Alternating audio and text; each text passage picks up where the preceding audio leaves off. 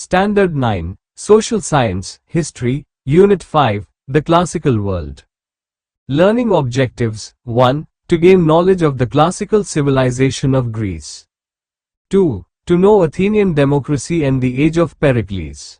3. To understand how a small town, Rome, emerged as a republic and later became an empire.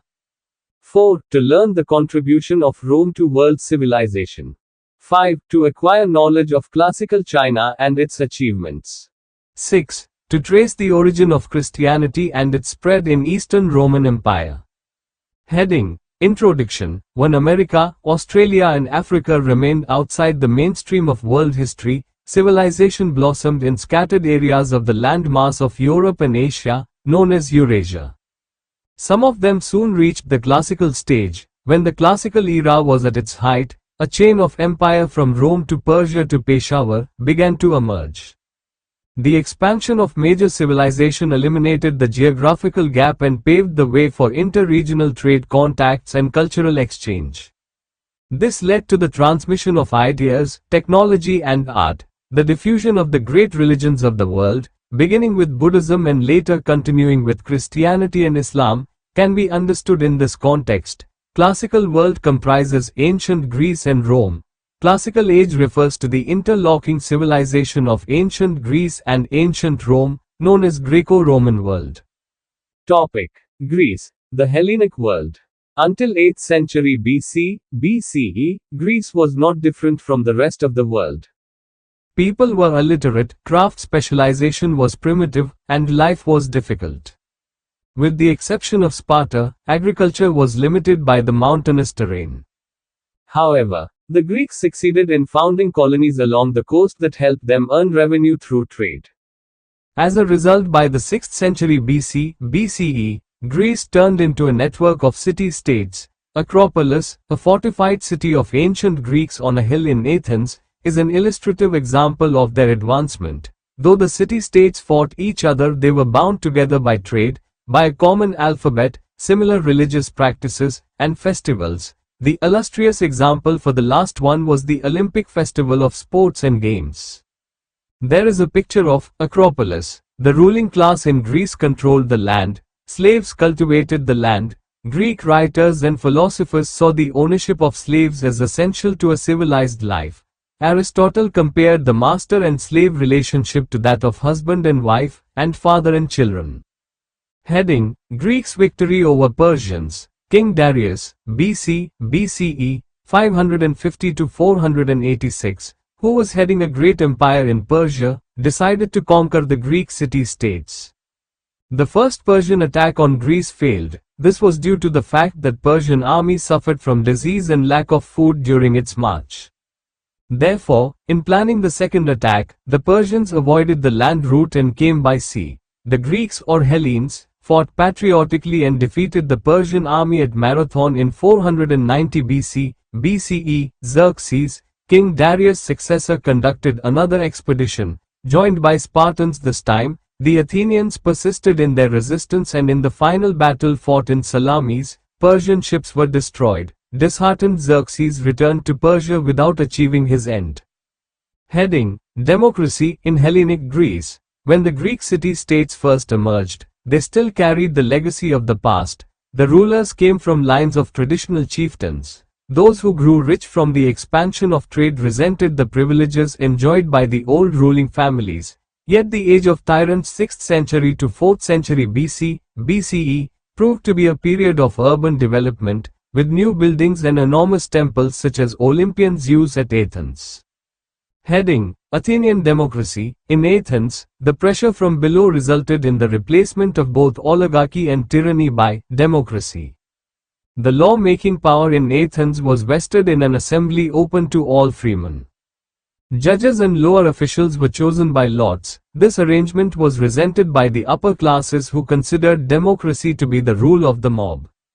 The Persian danger had united the Greeks. When this danger was removed, they started quarreling again. The history of many Greek city-states was one of continual struggles by the rich landowners against democracy. The only exception was Athens, where democracy survived for about 200 years. The word democracy literally means rule of the people. In reality it excluded slaves, women, and non-residents known as metics, traders and craftsmen. Heading: Pericles, 461 to 429 BC, BCE. Athens had a great leader, Pericles, who held power for 30 years. During his rule, Athens and Sparta were continuously at war with each other. This war is known as the Peloponnesian War. Athens, despite hostility and disturbance from Sparta, became a noble city with magnificent buildings. There were great artists and great thinkers. Historians therefore call this the age of Pericles. The Athenian government, after Pericles, did not like Socrates' way of finding truth. In a trial, Socrates was accused of refusing to accept the gods recognized by the state and corrupting the youth. The jury found Socrates guilty and sentenced him to die by drinking hemlock, a poison. There is a picture of Pericles and Socrates. Topic: Rome, the Hellenistic world. Heading: Beginnings of Hellenistic civilization. The Greek city-states did not have an elaborate bureaucracy. They were therefore able to show a greater dynamism. Under Alexander the Great, the Greeks were able to establish a kingdom in Macedonia. This kingdom succeeded in annexing two historic empires of Egypt and the Middle East, but the entire period of Alexander's reign was spent on wars. This age, Ptolemy built on Hipparchus's ideas and later developed a model of motion of the planets and stars. Heading: Roman Republic. In the beginning Rome was a society of agriculturists, organized through lineages. Out of this developed a hereditary ruling class. Roman people were divided into two classes: patricians, rich landlords, and plebeians, common citizens. Rome was strategically located in the crisscrossing trade routes cutting north-south and east-west. Taxes on passing traders added to the revenue derived from agriculture. By the late 6th century BC, BCE, Rome developed into a prosperous town. Heading: Class war between patricians and plebeians. Prisoners of war were enslaved in Rome. Thus, Rome produced a new labor force for the rich to exploit. Big landholders bought slaves cheaply and used them to cultivate their estates. The slave population grew, and by the 1st century BC, BCE, there were 2 million slaves, when the total strength of free population was 3.25 million. Slave labor led to the impoverishment of free labor. Many poor peasants had to abandon their children, who also ended up in the slave markets. The conflict between plebeians and patricians became bloodier. A major source of revenue to the Roman state was slave trade. The island of Delos became a great slave market. Cultural development that took place rapidly after Alexander's death 323 BC, BCE, is called Hellenistic civilization. The Greek school of science, mathematics and philosophy reached its peak in the Greek, Egyptian city of Alexandria. Euclid, who formulated the basic theorems of geometry, Eratosthenes, who accurately calculated the diameter of the earth, and Hipparchus, the founder of trigonometry, were all products of Tiberius Gracchus and Gaius do Gracchus, though patricians voiced their opinion in favor of the poor peasants. As the peasants supported their program, the senators, shocked by this development, murdered both of them. The martyrdom of the Gracchus brothers played a decisive role in the transformation of the Roman Republic into the Roman Empire. Heading: Transfer of power from consuls to emperor. When Marius became consul with the support of the equites, new rich or propertied class below the rank of senatorial class, he made an attempt to push through a land distribution bill in the Senate. This led to violence. The allies of Marius were killed. This resulted in a civil war between the followers of Marius and Sulla. After expelling Marius, Sulla reigned for 3 years as a virtual dictator. He was killed and succeeded by Cinna and Catalina. Heading: Slave revolts. There were more slave revolts in Rome than in Greece. The revolt of Spartacus was the most famous. It began in 73 BC, BCE, involving about 70,000 slaves. The revolt threatened the power in Rome. Ultimately, Spartacus was killed and the revolt crushed. 6,000 of the followers of Spartacus were executed. Heading: Establishment of Principate. The civil wars over social issues ended only to be replaced by civil wars between generals. Marius and Cinna against Sulla, Pompey against Julius Caesar, After Caesar's death, Brutus and Cassius against Mark Antony and Octavian, Caesar's nephew, and finally Octavian against Mark Antony. The rich, old and new alike, felt that allowing Octavian, now called Augustus, to establish a de facto monarchy was the only way to re-establish political stability. The period starting from Augustus, 27 BCE, is known as Principate. Augustus called himself Imperator, equivalent to the English word emperor. There is a picture of Augustus. Heading: Society under Principate. During the period of Principate, the imperial ruling class became far more prosperous than under the Republic. The period witnessed a great influx of luxury goods such as silk, spices, and gems from the east. Cities were built on a grand scale, with temples, theaters, stadia and colosseum, gymnasia, aqueducts, baths and markets. The rich people distracted the attention of the poor by organizing games and contests in circuses, where the gladiators were forced to fight and kill each other. The most distinguished writers of the Augustan age brought glory to the empire. Pliny the Elder completed a voluminous encyclopedia of science. He called it Natural History. Heading: Punic Wars and the emergence of Imperial Roman Empire. As Rome was growing in Italy, Carthage was growing in power in North Africa. The Carthaginians were the descendants of the Phoenicians who excelled in seafaring and trade. Rome and Carthage united to drive out the Greeks. Thereafter Carthage took Sicily and threatened the very existence of the Roman state. The three wars fought between them are called Punic Wars. Carthage sent a general named Hannibal. He defeated the Roman army and made a great part of Italy a desert.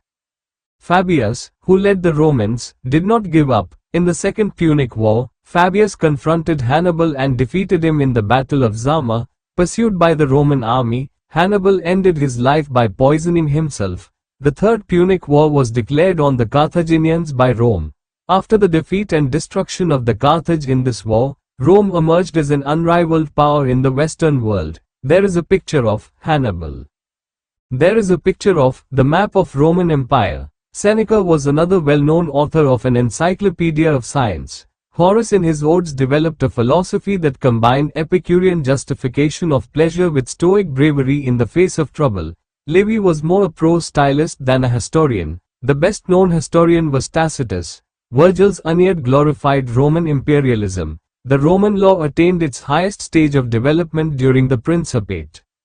There is a picture of Colosseum. After the death of Augustus in 14 AD CE, Rome had few enlightened and capable rulers. With the exceptions of Trajan, 98 to 117, Antoninus Pius, 138 to 161, and Marcus Aurelius, 161 to 180, all others were tyrants. Marcus Aurelius stands apart from all others. As a philosopher, he authored many books. He was the first Roman emperor to send an embassy to China and establish contact with an Asian power. Heading: External invasions and the decline of Roman Empire. The empire, facing threats from barbarian incursions, depended on expensive mercenary armies. In AD CE 330, the center of the empire moved from Italy to the Greek-speaking city of Byzantium. But it was difficult to rule the western parts from such a distance. In 410 AD CE, the Goth Alaric led his forces to sack Rome. The Frank Clovis took control of Gaul. The Ostrogoth Theodoric proclaimed himself the Emperor of Rome. The final onslaught came from Vandals. In 476 AD CE, disgusted by the rule of Emperor Romulus Augustus, the Roman army led by Odovacer revolted and deposed him. This marked the end of Western Roman Empire. Topic: Empire building in East Asia, China. Heading: Fall of Qin Dynasty.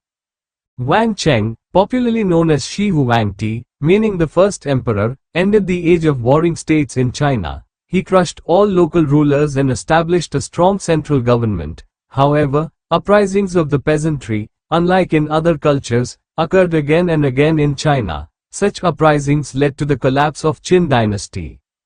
Heading: Ha Dynasty and expansion of Chinese territories. Ha Dynasty, 206 BCE, AD, CE, 220, founded by Liu Pang, flourished for 400 years. Their capital was Chang'an. The most popular and powerful ruler was Wu Ti. His generals succeeded in driving away the Huns in the north.